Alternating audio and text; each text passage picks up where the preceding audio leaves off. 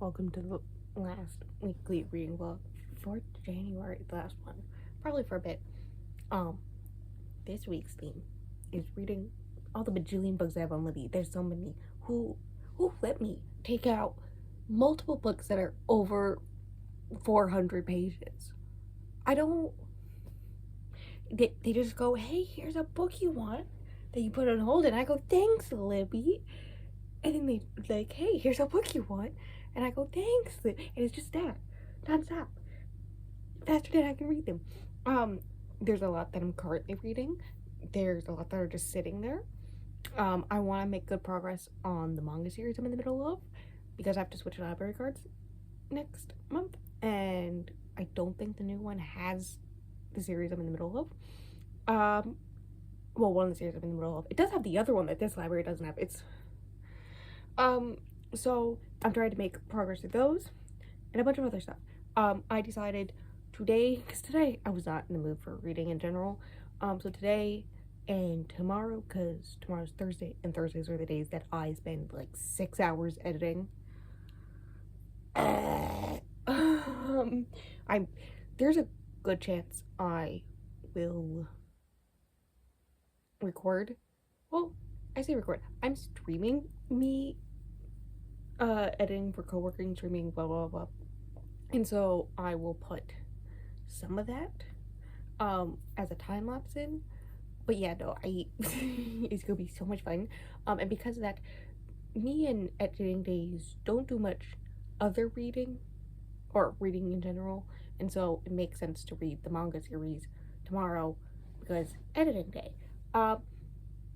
So today, I guess I'll just talk about the series, and then you'll know that I'm going to be reading Volume 8 tomorrow. I read Volume 7 of You and of the Dawn, which is the fourth one I've read this month.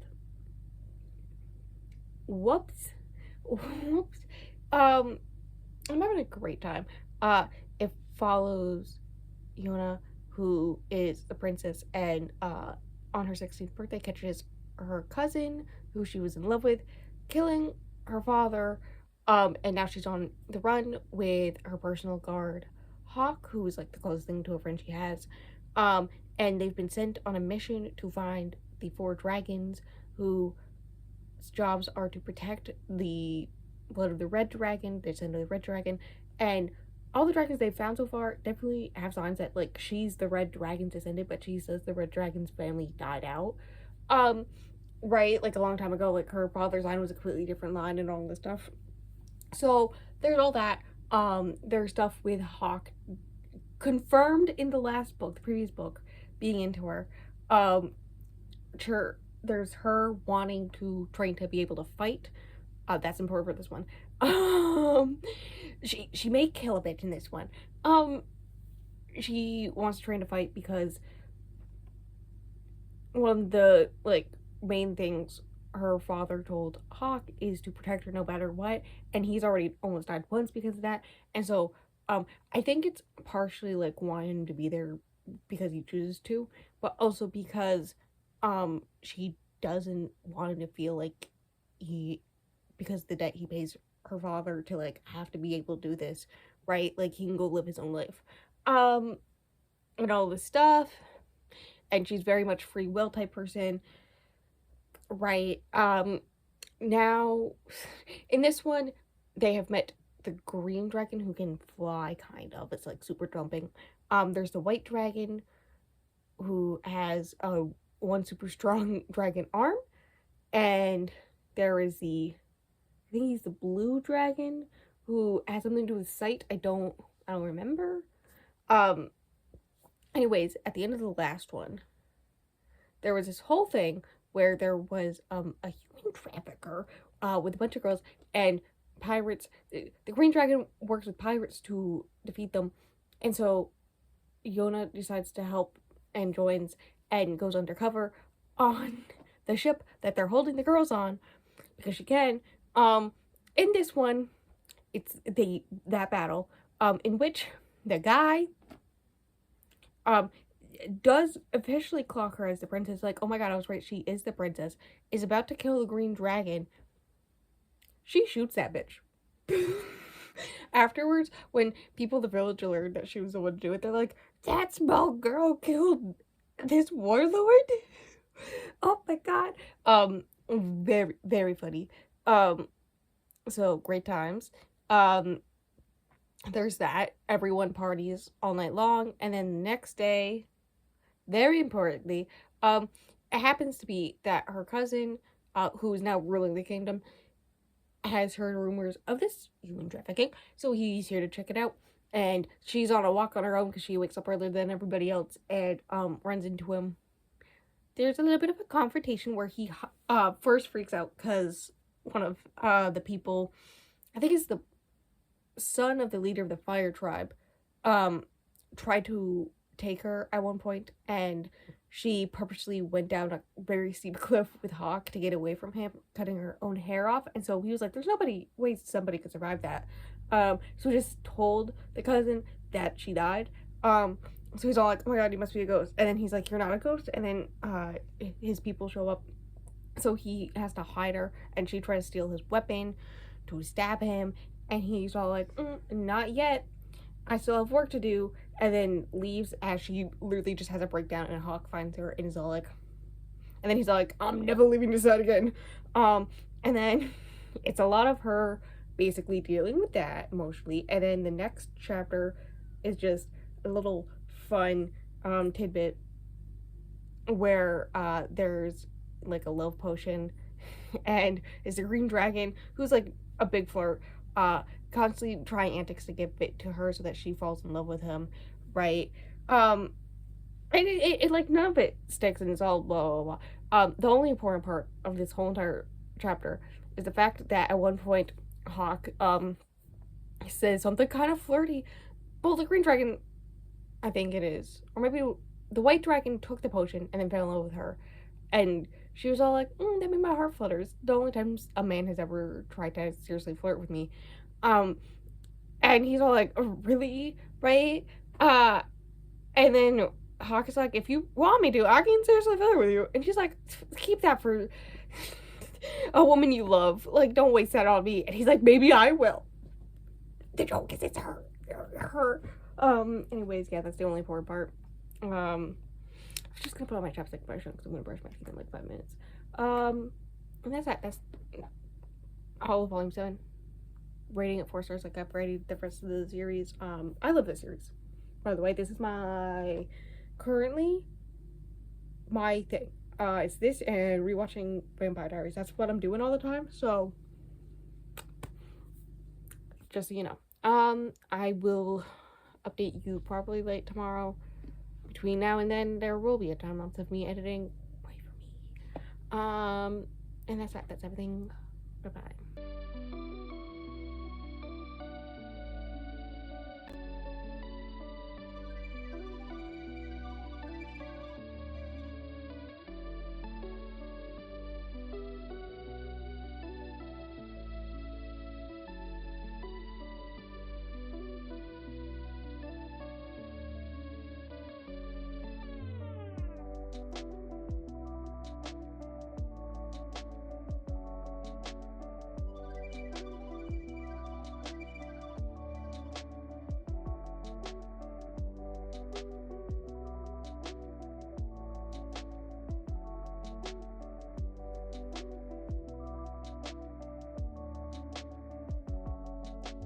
Hello, hi. Listen, I'm here to tell you the important things, which is that I am the bisexual son. After streaming for 8 hours, I think it was 8 hours, 7.5 hours, I go on Instagram to a bunch of voice messages, and one of them, very funny, from the fish, was talking about one of the characters in the book they're reading is bisexual. I was like, I love being represented. And then they went, yeah, it's you. You're the bisexual son now. And I'm the bisexual son now. Hi, it's me. Today was editing day, if you can tell, because I know for a fact that there's gonna be a time lapse of me editing from stream, because I just highlighted a clip from stream like 5 seconds ago. That's what that clicking on the mouse was. I should download it right now, shouldn't I? Yes. Just the sister in the background going, no. So that is the thing that happened. And then afterwards I had some time, so I read volume 8 of You Know the Dawn. Volume 9 is the last one. Well, I have like 11 and 12 as well, but I'm waiting for 10. So I can read 9th maybe today. I don't know. My iPad is dying because one, my charging cord is dying. Can you see this shit? Two, my iPad's old. So I have to give it time to charge. That's fine. We're not worrying about it. What did this volume include? This volume included, they found the 4th dragon so fast. I was expecting at least 2 more books before that happened. That's the last dragon. He's the yellow one. Don't know what his powers are. Doesn't seem to be that powerful. I say that, but the stories say that he's the strongest of them. Like, being able to take a punch is what Hawk expects, because he punched him in the face immediately. But it's definitely the emotional strength, emotional and mental strength is strong in this one. Immediately able to clock these bitches. And it's kind of funny, just saying. Anyways, that is happening. And then they go back to the guy who gave them the prophecy. And there's part of the prophecy that's like, once the 4 dragons are collected, the sword and shield should awaken. And my immediate thought was Hawk. I don't know if that's actually what's happening. But he said it may be sometime before that happened. So the new dragon, the yellow dragon, uses mental maturity. And he's all like, mental strength. They're all like, okay, what are we gonna do though in the meantime? Like, do you want to take your country back? All this stuff. And so far in the volumes, a lot of it has been her traveling throughout the country that her father ran, thinking that her father's such a great man, to learn from other people, especially commoners and whatnot, that they didn't respect him. He like avoided war at all costs, including giving up land and also his own people, and also making it so his own people were persecuted, and the human trafficking of the previous book and stuff like that, right? So that he didn't go to war and all this stuff. And so people don't like him because of that. And she, in her travels, has been fixing the issues of the people, like, just along the way. And so she's like, maybe I should just, like, do that, right? Like, I don't want to rule the country. I'm a 16-year-old girl, right? So I'm just gonna make the country a better place. That's the best I can do for these people, which seems to be what her cousin, who killed her brother and took the throne, is also trying to do, right? We know this because then it cuts for 2 or 3 chapters, I don't remember how much, to him and his life, in which he's in the Earth tribe, and they are dealing with money issues because people only come for them for iron, but their iron mines are running out. It's just like other precious gems and whatnot, that nobody else sees as true beauty, and blah blah blah. It's basically a long section of the book in which we get to see him and how he is able to manipulate people into doing what he wants, and also making, especially in this example, the Earth tribe, a better place by doing that. And by the time people realize what's happening, if they even realize it, it's too late. Right? That's basically the whole entire book. Case in point, them going to Awa, which was the village with the human trafficking, at the end of the last book, to like go fix it, but she had already fixed it, right?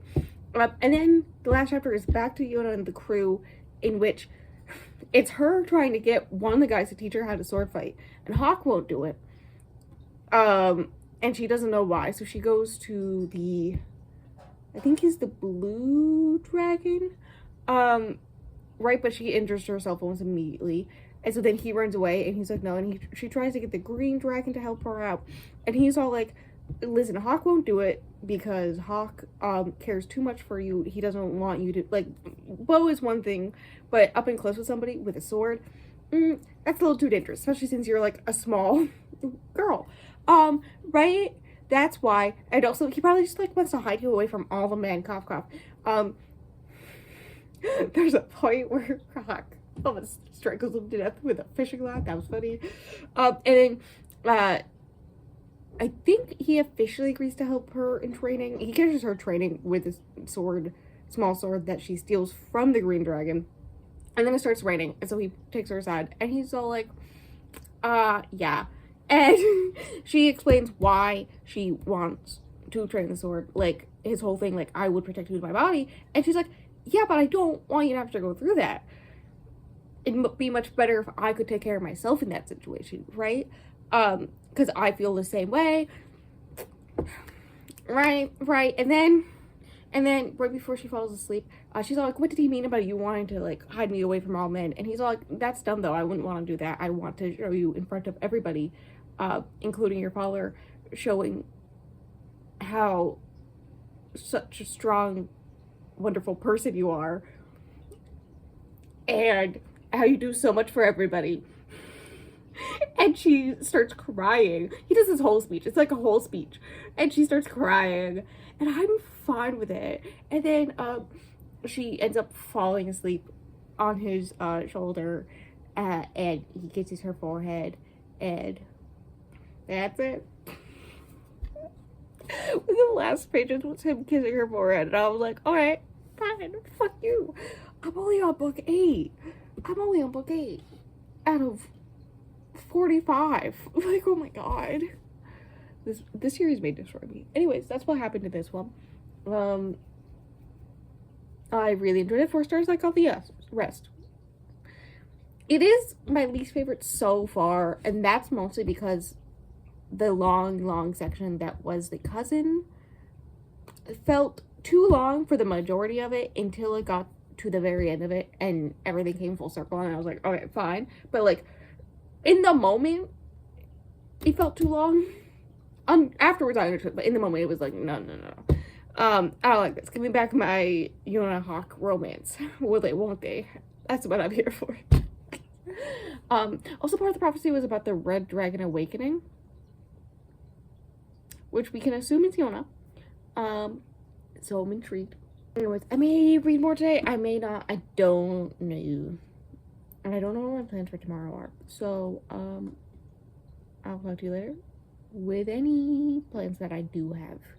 How does the lighting in here make the forehead pimple that won't go away more obvious? I don't. Also, this is a nice shirt that I hate the fit of. So this is how I'm styling it. With an athletic hoodie or sweater. It's been a few days. Here's the thing. Yesterday, I was dressed up the wazoo. So I did read, but I didn't update yesterday just because of that. And then today, all day, I've had a migraine. It's like mild, but like on a scale of 1 to 10, it's like a 2 right now. So I can't update you. I did read this morning and I did read yesterday. So welcome to me telling you what I've read in the past 24 hours, basically. Yeah, that's actually pretty accurate. The thing I read yesterday was Night of the Mannequins by Stephen Graham Jones. Listen, I know what you're saying. That novella has a very low average rating of like a 3.32. Why would you choose to pick it up? Books and Lola rated at 5 stars. So like, also I think I haven't gone back to watch whatever video she read it in or talked about it in or whatever, but I remember her saying something about how it's not what you expect, and that's probably why people don't like it, or something around those lines, which I also get. Most of the reading experience was a 3-star for me, because I get that. I clocked, well, I thought I clocked what was happening pretty early on, like within 2 or 3 chapters.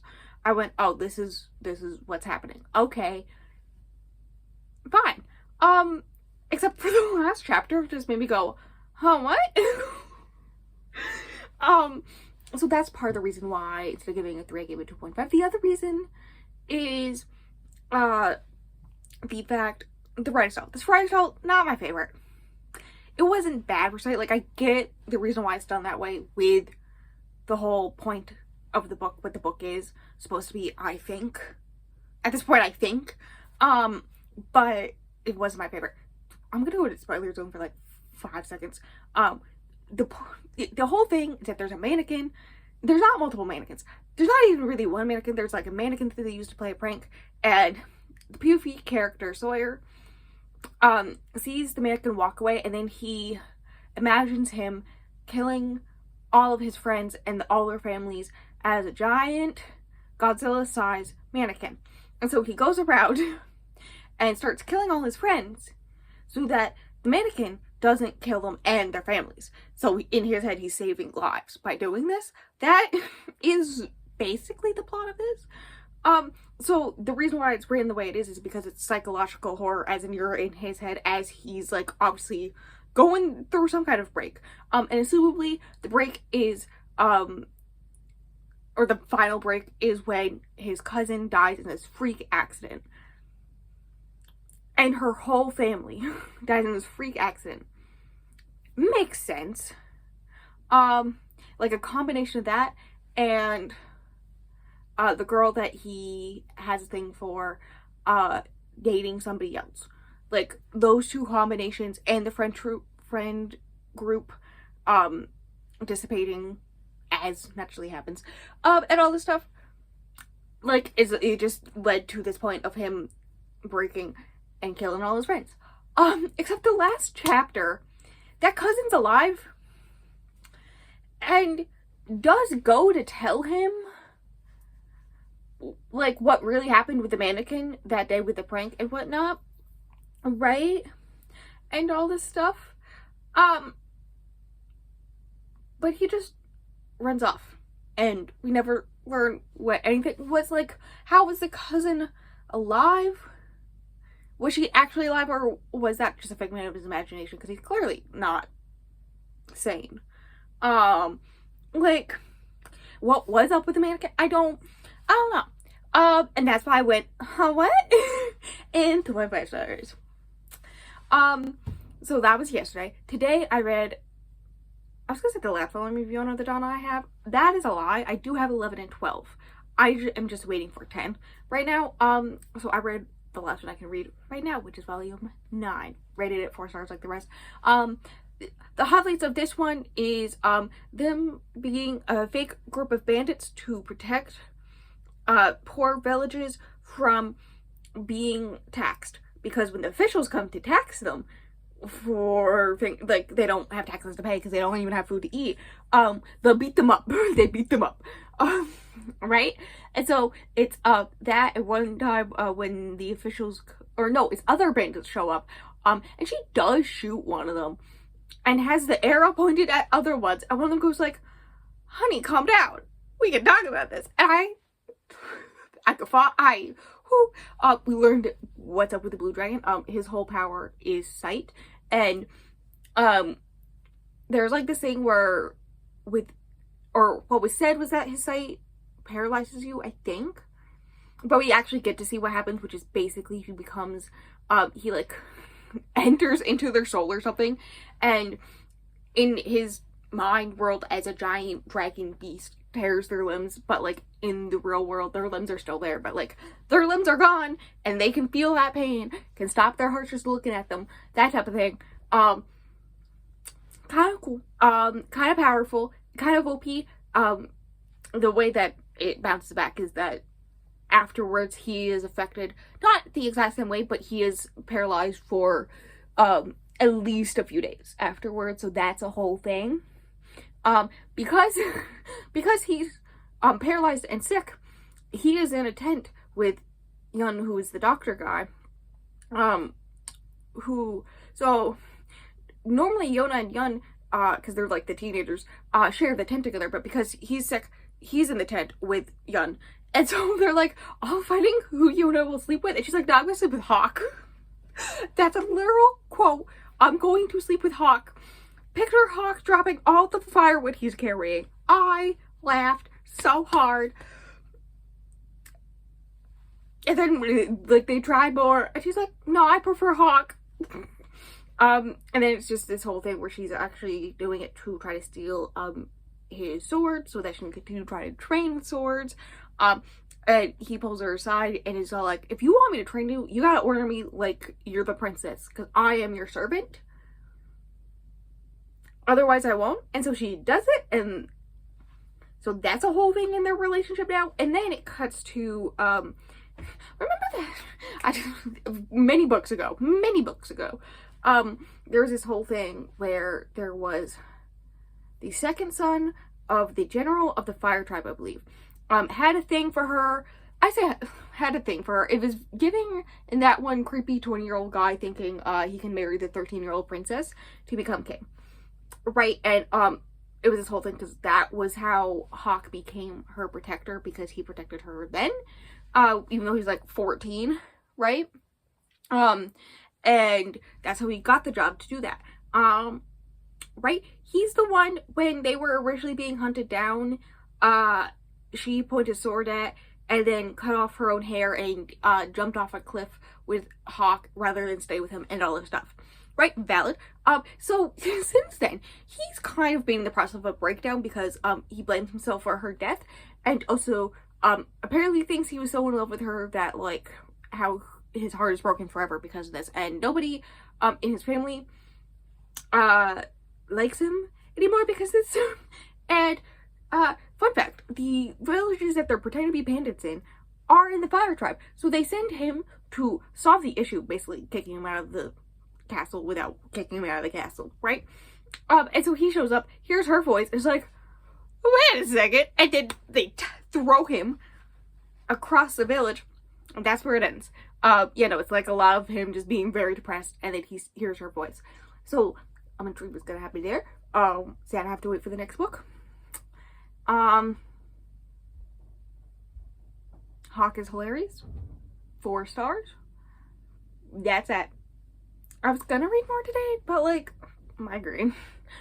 So maybe I will finish one of the actual novels I'm reading. I'm reading so many actual novels right now that I'm just like few chapters in and then stop at. So maybe I'll finish one of them.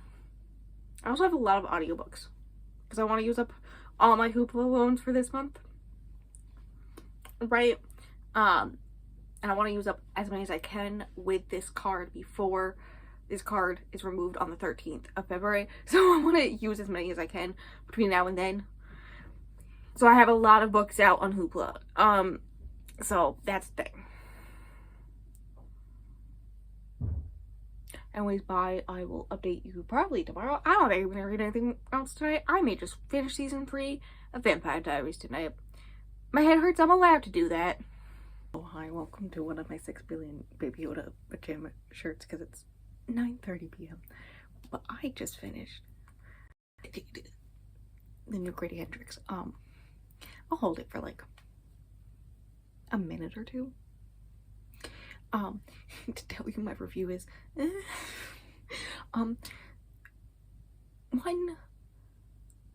it wasn't around halfway through, a little bit before halfway through, it started turning less of what I wanted and more into just constant. I was looking at reviews and a lot of people were like, yes, we love books talking about oppression of women, and were a lot of the positive reviews, and a lot of the negative reviews were like, this is a book that is just 480 pages of pregnant women having to go through horrible shit constantly. The end. Right? Thank you, Sink, so much. The dishwasher's running. I'm gonna just talk over it. And I'm right in the middle of that. But also, there were multiple times, I read most of it today. I started it at the end of last vlog, and I think I read like 40 pages that day. Actually, I can tell you exactly, because I know I start on chapter 4 today. 38. I was on page 38, so I read over 400 pages of this to finish it today. The fact that I could have done 9,000 instead. I didn't mention, I will talk about it in a bit. I read more last night. I will talk about it later. I was right in the middle because like I would be reading it and a lot of the points, especially any medical parts, but also obviously parts about women going through societal oppression throughout the book, I would be, which was usually medical parts are the most like obvious ones. I would just sit there and be like, this is written by a white man. And that never left my thought. There was like one review I saw where someone was like, you would never think a white man could write this book, and it'd be all this stuff, which like I'll give him this, like it was well written and I appreciate it, but like I would definitely appreciate it more if it was written by a woman. In the acknowledgments, I didn't read all of the acknowledgments, but I did start the acknowledgments. He does talk about he came up with this idea when he learned two close female family members talked about how they were forced to go to these homes and give birth when they were teenagers and all this stuff. So yeah, that's nice. I love that Holly fucked that man up and he's in prison till 2031. That's it. Like, the stuff with the witches was not the way that I expected or wanted to go, and so I didn't really enjoy the plot. And the rest of the plot was literally just them going through horrible shit all the time. And hear me out, I don't want to hear about pregnant teenagers being oppressed and abused. That does not seem like a good time to me, right? It's like I get the importance of it, but I think it would have been better if it was written by a woman. Hear me out. If a woman comes out with a book like this, I will eat that shit up. But that's that. Also the last like 3 chapters was me trying not to scream because I'm just like I'm bored. It wasn't I'm bored. It was I'm tired of reading 400 pages of this book today. And after a while, the constant what this book was of these pregnant women going through all this shit constantly was getting on me, and I just sat there. Once it got to the end, I was like, yeah, no. And there were points where I contemplated DNFing because I knew I was gonna rate it 3 stars, all that jazz. There was a chance it could have been a 3.5, but around the halfway point when I realized that it wasn't going the way that I would prefer for this type of book, I realized it was gonna be a 3. So returning to the library, somebody else can read it. Look at me reading a book that came out this year. Let me go grab this bad boy. Oh, this bad boy. Because last night we had shrimp tacos for dinner, and we were on our own last night. So I was like, "What if I take a bath and read?" And then I was like, "I don't know what to read," because I had the audiobook. I got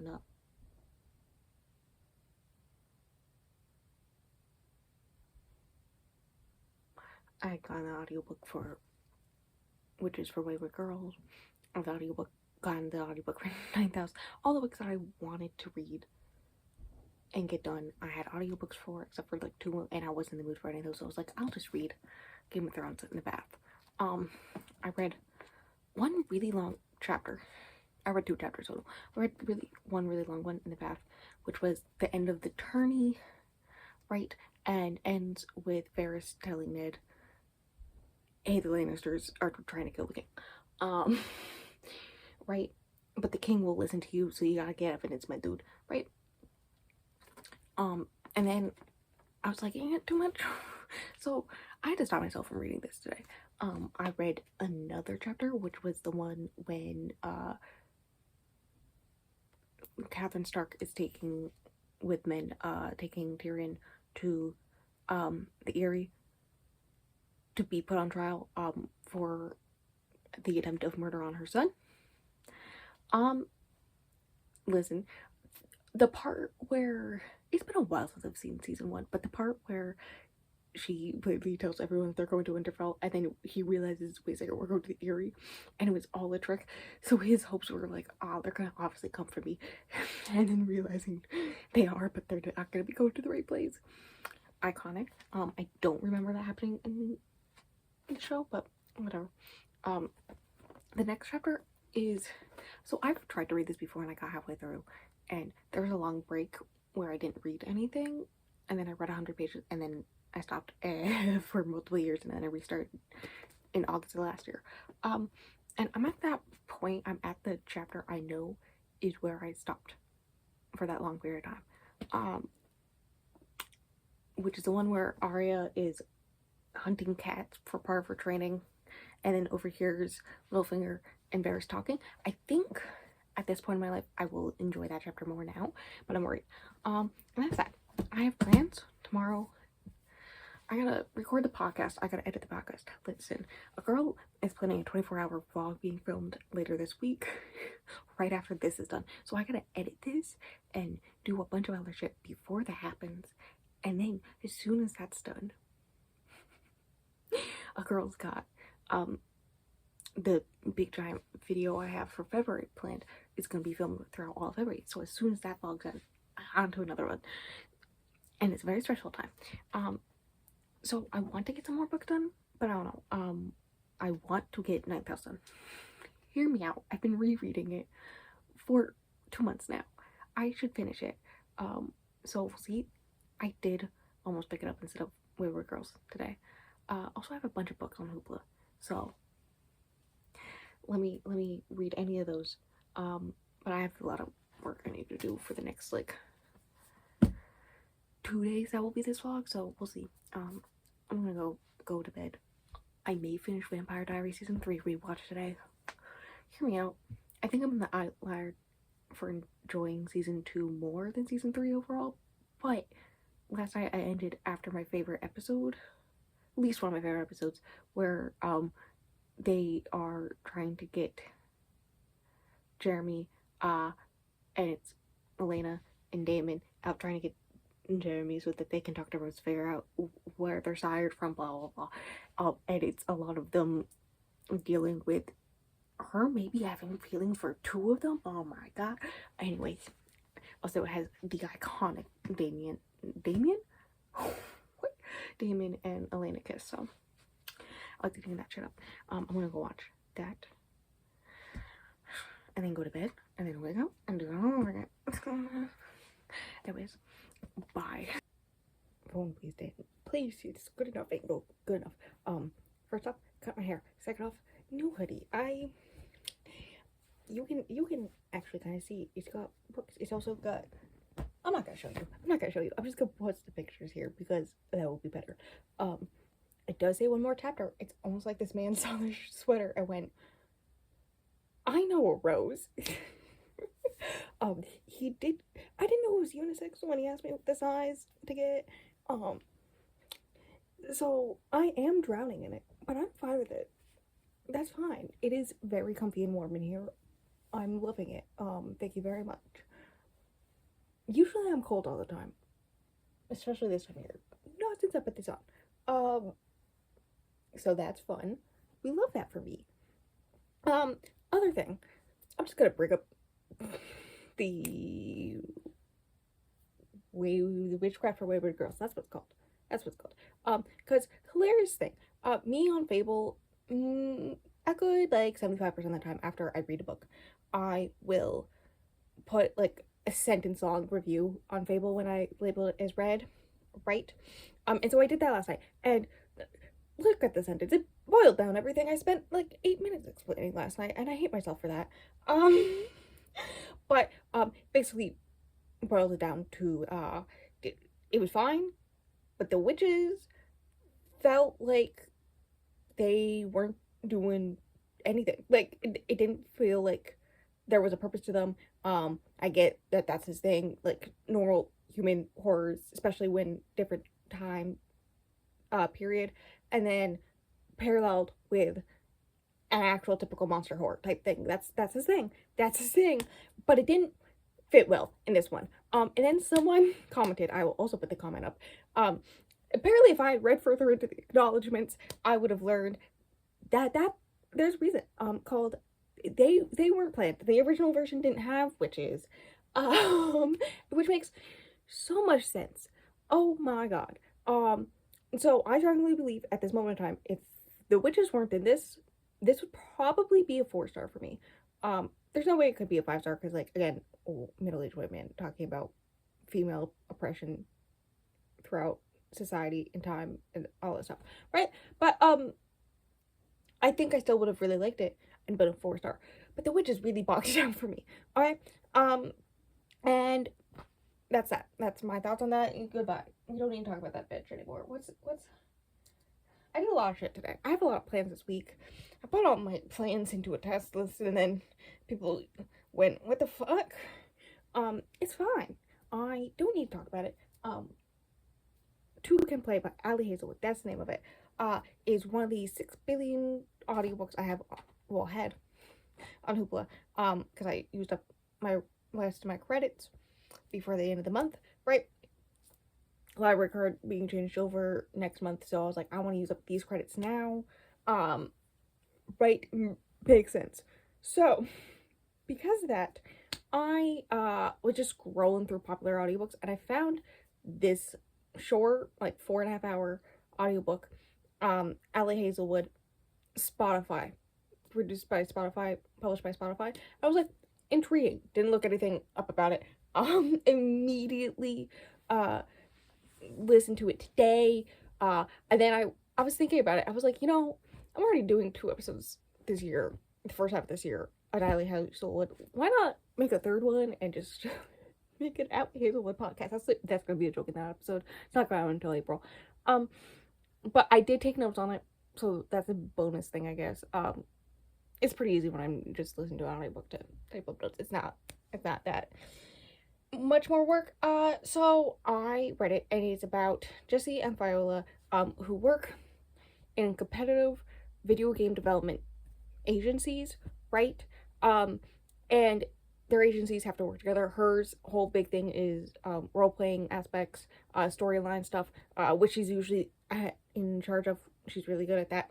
His team or groups is combat. They're really big on combat. There's this book series that's being turned into a video game series, and they want something different, so they want a combination of the two in this one, and they're going through these 2 teams, except there's a lot of animosity in these 2 teams.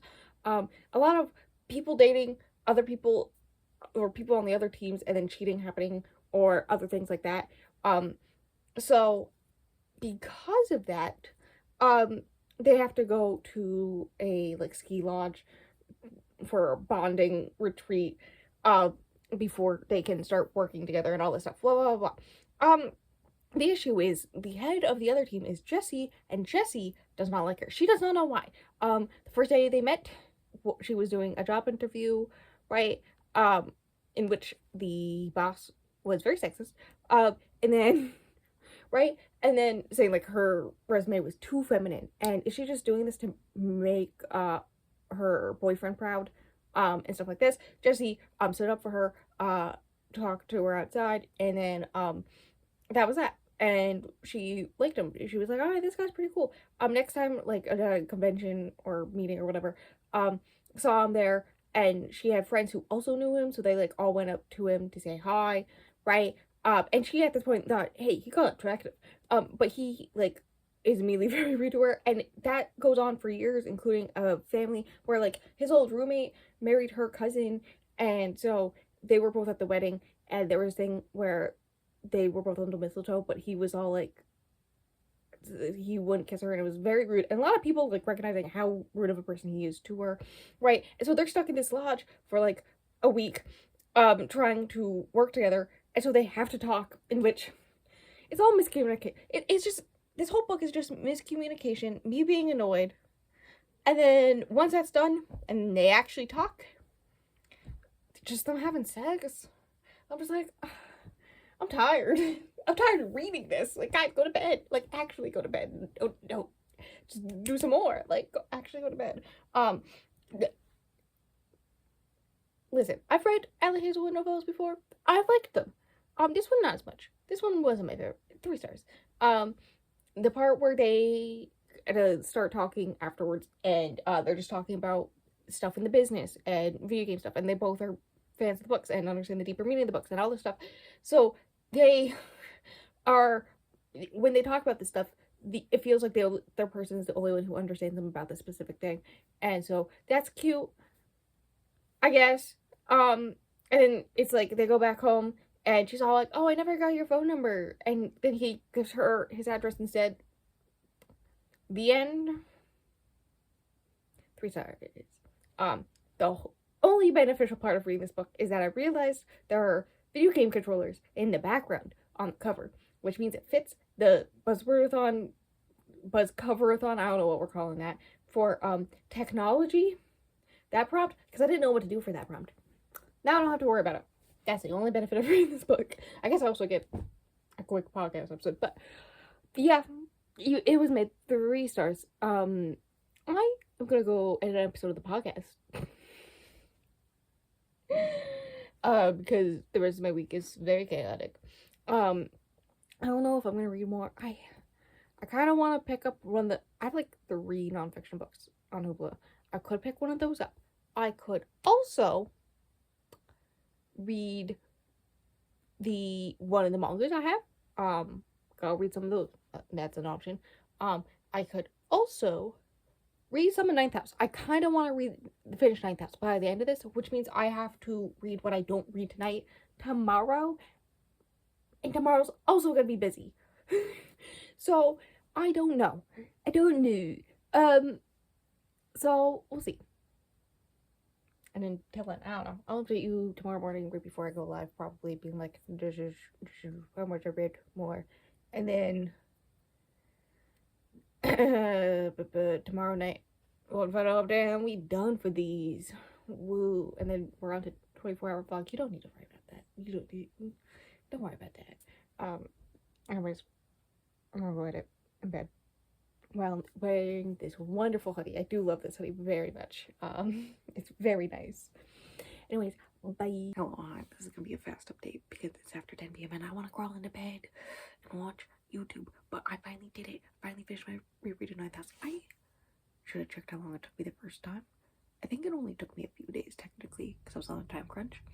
I've been technically, I think it's technically been 2 days, but over the period of a month and a half. December 4th, I started it. I think I read the first 4 or 3 chapters that day. And then today, not until like 4 o'clock, because today was hella busy, I picked it up and I read the rest of it. There were 2 reasons why I wanted to reread it. One, before I picked up Hellbent, which I do have a loan on Libby, or hold on Libby, and it shouldn't take longer than a month, so it should be fine. I know the thing can replace in February if I need it to be, so that's fine. But I did that, and also because I wondered, after reading 6 Across Duology right behind me, my children are right there, right here. You can kind of see 6 Across.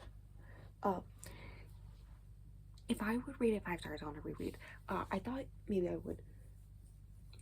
I think first time around, if I didn't like the fact that it took a lot out of me to read, because that's the thing with Lee Bardugo's for me, which I've come to accept just how Lee Bardugo writes her books.